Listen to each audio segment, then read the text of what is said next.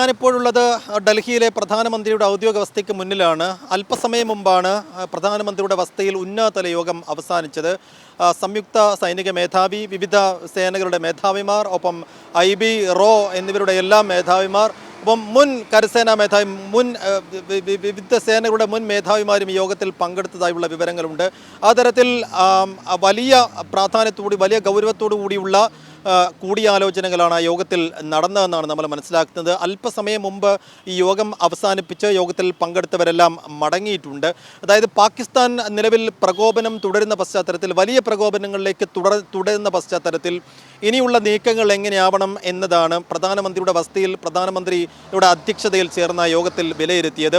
ഇനിയുള്ള നീക്കങ്ങൾ പാകിസ്ഥാനെ നേരിടേണ്ട വിധം, ഒപ്പം ഇന്ന് ഈ രാത്രി ഇനി എങ്ങനെ കടന്നു പോകണം എന്നുള്ള കാര്യത്തിൽ കടന്നുപോയ ഓരോ 2 രാത്രികളിലുമാണ് പാകിസ്ഥാൻ നിരന്തരം ആക്രമണങ്ങൾ നടത്തിയത്.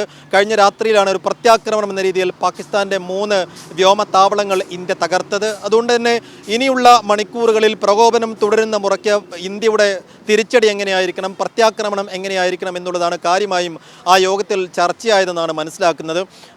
നിലവിൽ ഇന്ത്യ, അതായത് ഇനഫ് ഇസ് ഇനഫ്, നടന്നതെല്ലാം നടന്നു, ഇനി അങ്ങോട്ട് പ്രകോപനങ്ങൾ ഉണ്ടായാൽ വലിയ തിരിച്ചടി ഉണ്ടാകും എന്നുള്ള മുന്നറിയിപ്പ് കഴിഞ്ഞ സമയങ്ങളിലൊക്കെ ഇന്ത്യ നൽകിയതാണ്. പക്ഷേ അത് വകവെക്കാതെ തന്നെ നിരന്തരം യുദ്ധമുഖത്തെ മാന്യതയും മര്യാദയും ഒക്കെ ലംഘിച്ചുകൊണ്ടുള്ള ഒരുതരം ഹീന കൃത്യങ്ങളും നീക്കങ്ങളും നടപടികളുമാണ് പാകിസ്ഥാൻ്റെ ഭാഗത്തു നിന്നുണ്ടാകുന്നത്. അതുകൊണ്ട് തന്നെ പാകിസ്ഥാൻ്റെ ഭാഗത്തു നിന്ന് ഏത് തരത്തിലുള്ള അതായത് അപ്രതീക്ഷിതമായ നീക്കങ്ങളൊക്കെ കണക്ക് കൂട്ടുന്നുണ്ട് രാജ്യം. അതിനെയൊക്കെ ഏതെല്ലാം നിലക്ക് ചെറുക്കാൻ കഴിയുമോ ആ വഴികളെല്ലാം ഇന്ന് പരിശോധിച്ചിട്ടുണ്ട്, വിലയിരുത്തിയിട്ടുണ്ട്. ഏതെല്ലാം നിലക്ക് അതിനെ പ്രതിരോധിക്കാൻ കഴിയുമോ ആ വഴികളെല്ലാം എടുക്കാനുമുള്ള തീരുമാനവുമായിട്ടുണ്ട്. ആ നിലക്ക് നേരത്തെ തന്നെ ഇന്ത്യ എടുത്ത സ്ട്രാറ്റജിയിൽ തന്നെയാണ് ഇപ്പോഴും ഉള്ളതെന്നാണ് മനസ്സിലാക്കുന്നത്. അതായത് പാകിസ്ഥാൻ്റെ പ്രകോപനങ്ങൾക്ക് തിരിച്ചടി നൽകുക, ഒപ്പം അത്യാവശ്യമാണെങ്കിൽ മാത്രം വളരെ പ്രിസിസീവായിട്ടുള്ള പ്രത്യാക്രമണം നടത്തുക. എന്ന് വെച്ചാൽ പാകിസ്ഥാനിലെ സിവിലിയൻ കേന്ദ്രങ്ങളെ ലക്ഷ്യം വെക്കാതെ, അല്ലെങ്കിൽ നിരപരാധികളായ മനുഷ്യരെ ലക്ഷ്യം വെക്കാതെ കൃത്യമായി ഭീകരവാദ കേന്ദ്രങ്ങളോ അല്ലെങ്കിൽ സൈനിക പോസ്റ്റുകളോ കൃത്യമായി ടാർഗറ്റ് ചെയ്തുകൊണ്ടുള്ള പ്രിസിസീവായ ആക്രമണങ്ങളിലേക്ക് കടക്കുക. ഇന്നലെ ഇപ്പോൾ ലഡാക്ക് മുതൽ കച്ച് വരെയുള്ള 26 ഇടങ്ങളിലായി പാകിസ്ഥാൻ ഡ്രോൺ ആക്രമണം നടത്തി. പക്ഷേ ഇന്ത്യ ആകെ കൂടി വളരെ പ്രിസീവായിട്ടുള്ള 3 ആക്രമണങ്ങൾ നടത്തിയത് പാകിസ്ഥാൻ്റെ 3 വ്യോമ താവളങ്ങൾ കേന്ദ്രീകരിച്ചായിരുന്നു.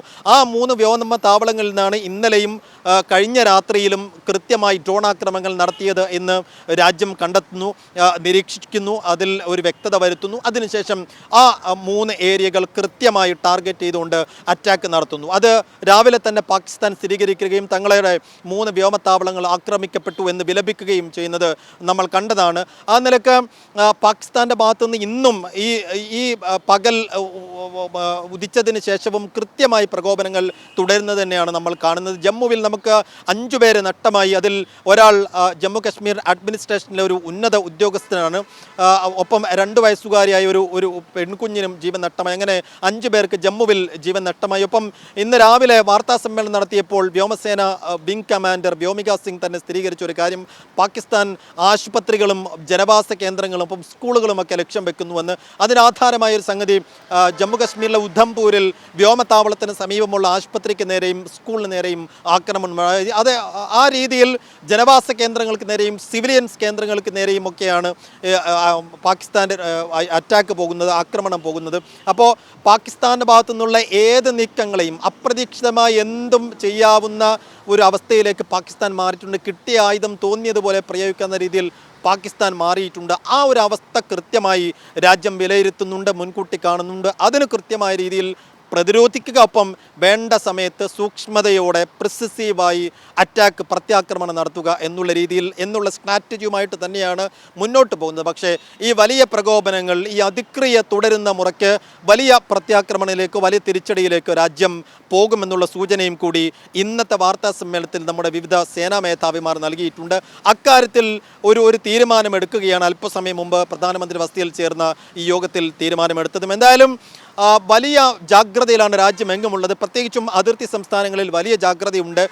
ഇപ്പോൾ വടക്കുന്ന് വരുമ്പോൾ സ്വാഭാവികമായും പഞ്ചാബിലാണെങ്കിലും രാജസ്ഥാനിലാണെങ്കിലും, ഇപ്പോൾ ഹിമാചൽ പ്രദേശിലെ ഒരു സ്ഥലത്ത് പോലും ഡ്രോൺ, അതായത് ഒരു മിസൈലിൻ്റെ അവശിഷ്ടമോ ഡ്രോണിൻ്റെ അവശിഷ്ടങ്ങളൊക്കെ കണ്ടെത്തിയതായുള്ള വിവരങ്ങളുണ്ട്. അങ്ങനെയെങ്കിൽ ഹിമാചൽ പ്രദേശിൻ്റെ അതിർത്തി മേഖലകളിലേക്ക് കൂടി വലിയ ജാഗ്രതയും വലിയ ജാഗ്രതാ നിർദ്ദേശങ്ങളും വലിയ സുരക്ഷാ സംവിധാനങ്ങളും ഉണ്ടാകും. ഒപ്പം രാജസ്ഥാൻ, ഒപ്പം ഗുജറാത്ത് ആണെങ്കിൽ തീരവും ഒപ്പം കരയും പങ്കിടുന്ന, പാകിസ്ഥാനുമായി തീരവും കരയും പങ്കിടുന്ന ഒരു സംസ്ഥാനം കൂടിയാണ്. ഗുജറാത്തിലും കനത്ത സുരക്ഷാ ക്രമീകരണങ്ങളും ജാഗ്രതയും തുടരുന്നുണ്ട്. അതേസമയം ജമ്മു കാശ്മീരിൻ്റെ എല്ലാ ഭാഗങ്ങളിലും വലിയ ജാഗ്രത തുടരുന്നു. എന്തായാലും ഇന്നലെയൊക്കെ കണ്ടതുപോലെ ഈ പറഞ്ഞ 4-5 സ്റ്റേറ്റുകളിൽ, പാകിസ്ഥാനുമായി അതിർത്തി പങ്കിടുന്ന 5 സ്റ്റേറ്റുകളിൽ ഇന്നും രാത്രിയാവുന്നതോടുകൂടി സമ്പൂർണ്ണമായ ബ്ലാക്ക് ഔട്ടിലേക്ക് പോകും. കാര്യം ഡ്രോൺ ആക്രമണം തന്നെ തുടരാനാണ് സാധ്യത. ഡ്രോൺ ആക്രമണങ്ങളിൽ നിന്ന് പരമാവധി ചെറുക്കുക അല്ലെങ്കിൽ അതിനെ തടയുക എന്ന ലക്ഷ്യത്തോടു കൂടിയാണ് നമ്മൾ ജനങ്ങൾ ബ്ലാക്ക് ഔട്ടിലേക്ക് പോകാനുള്ള നിർദ്ദേശം നൽകുന്നത്. അപ്പോൾ സ്വാഭാവികമായും ഈ സംസ്ഥാനങ്ങളിലൊക്കെ അറ്റാക്ക് പ്രതീക്ഷിക്കുന്ന ഇടങ്ങളിലൊക്കെ ഇന്നും പൂർണ്ണമായും ബ്ലാക്ക് ഔട്ട് തന്നെയാകും. കശ്മീരിലെ മുഴുവൻ സർവകലാശാലകളും അടച്ചിട്ടുണ്ട്. സ്വാഭാവികമായും വിദ്യാഭ്യാസ സ്ഥാപനങ്ങൾക്ക് നേരത്തെ തന്നെ അവധി നൽകിയാണ്. അപ്പോൾ ഈ കശ്മീർ യൂണിവേഴ്സിറ്റി ഉൾപ്പെടെയുള്ള വിദ്യാഭ്യാസ സ്ഥാപനങ്ങളിൽ പഠിക്കുന്ന മലയാളികളടക്കമുള്ള വിദ്യാർത്ഥികളെല്ലാം അവിടെ നിന്ന് മടങ്ങിയിട്ടുണ്ട്. ഒരു സംഘം നിലവിൽ ഡൽഹിയിൽ എത്തിച്ചേർന്നിട്ടുണ്ട്. അവർ നാട്ടിലേക്ക് മടങ്ങാനുള്ള സംവിധാനങ്ങളെക്കുറിച്ച് ആലോചിക്കുന്നു. അങ്ങനെ എല്ലാ സംസ്ഥാനങ്ങളിലും, പാകിസ്ഥാനുമായി അതിർത്തി പങ്കിടുന്ന എല്ലാ സംസ്ഥാനങ്ങളിലും കനത്ത ജാഗ്രതാ നിർദ്ദേശം തുടരുന്നുണ്ട്. എല്ലാ അർത്ഥത്തിലും പാകിസ്ഥാൻ്റെ എല്ലാ നീക്കങ്ങളെയും ചെറുക്കാൻ രാജ്യം എല്ലാ അർത്ഥത്തിലും സജ്ജമാണ് എന്നുള്ള പ്രഖ്യാപനം ഇന്ന് രാവിലെ നടന്ന വാർത്താ സമ്മേളനത്തിൽ വിവിധ മേധാവിമാർ നൽകുകയും ചെയ്തിട്ടുണ്ട്. അതിൻ്റെ ഒരു അവലോകനവും വിലയിരുത്തലും ഒരു ഫൈനൽ പ്രിപ്പറേഷൻ കൂടിയാണ് അല്പസമയം മുമ്പ് പ്രധാനമന്ത്രിയുടെ വസതിയിൽ നടത്തിയതും.